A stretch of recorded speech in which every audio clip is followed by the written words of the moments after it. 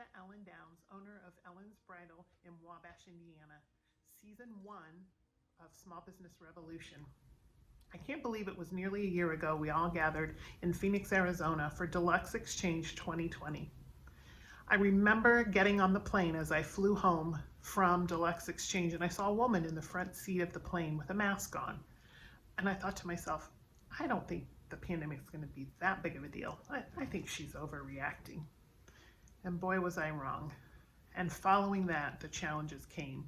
About a month later, I had to close Ellen's Bridal for 3 months due to government regulations. We were not able to operate at all, no in-person. We could do a few curbside pickups for dresses that had come in, but no one was allowed into the boutique. We would remain closed for 3 months, and then when we reopened in July of 2020, we had to open at half capacity, meaning instead of seeing 2 brides at a time, we would just see 1 bride at a time. So a 50% cut in our selling opportunities. That restriction remained in place until February of 2021. So just this month have we been able to see 2 brides at a time. I remember back in March of 2020, the last day that we were open under normal circumstances, and I remember locking that door that night and just thinking, I wonder if Ellen's will ever reopen again.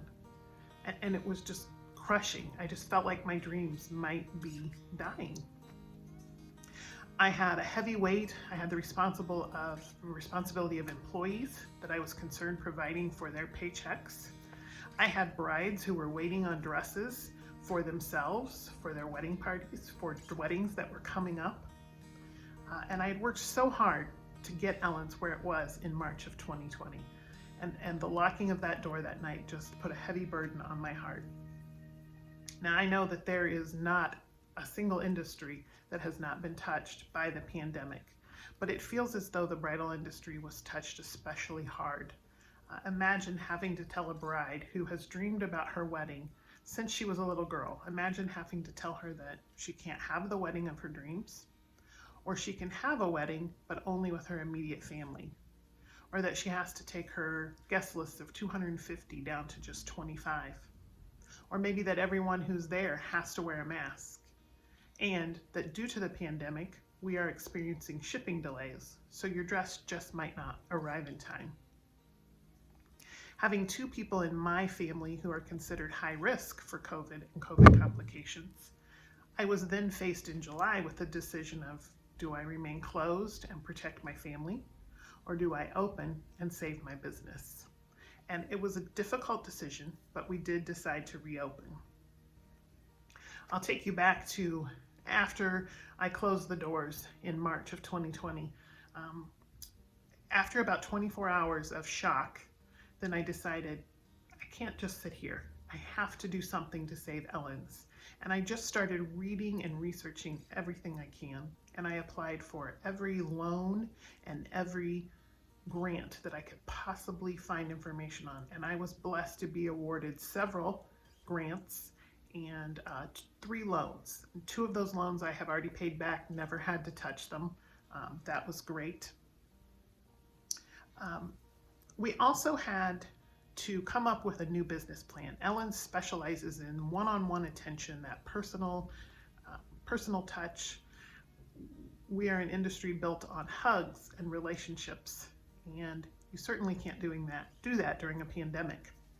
So we had to come up with a new business plan, and we decided to offer at-home bridal appointments. And we did that by first scheduling a Zoom call with a potential bride, and we would have dresses on dress forms, as you see here behind me. We'd have about a dozen, and the bride would select 3 to 5 to then be shipped in a beautiful box to her home for her at-home bridal appointment. And it actually went very well, and we were able to pay our monthly expenses for those 3 months that we were completely shut down. We did have to get a special rider on our insurance policy to cover those dresses that would be out on loan.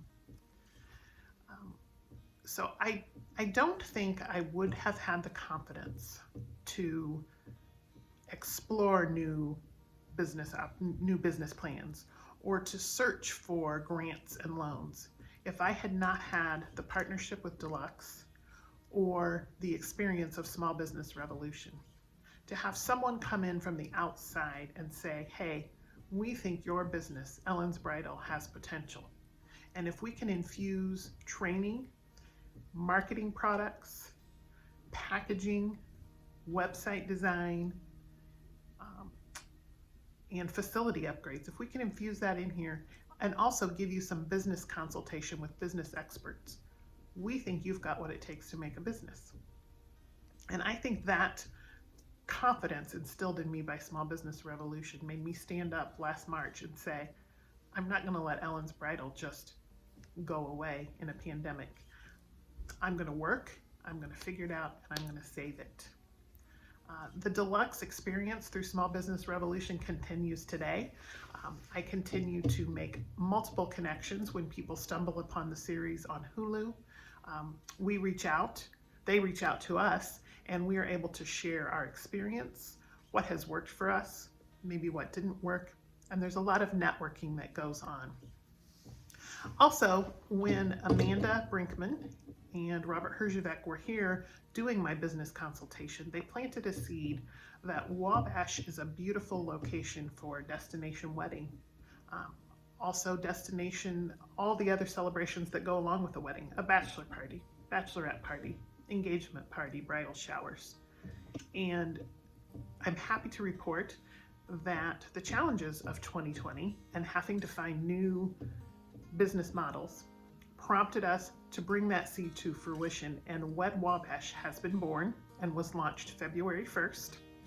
It's a website that is a conglomeration of all area wedding businesses that a bride and engaged couple would need to plan their wedding or associated celebrations.